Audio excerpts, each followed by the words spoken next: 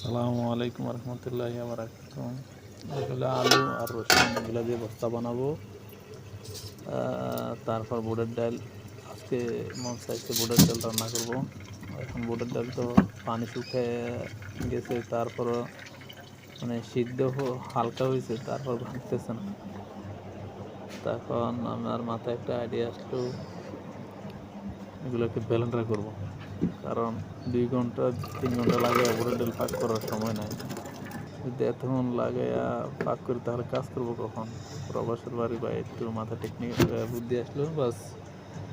বুদ্ধিটা কেমন হলো একটু জানাবেন, যদি ভালো হয়ে থাকে একটু লাইক দিবেন।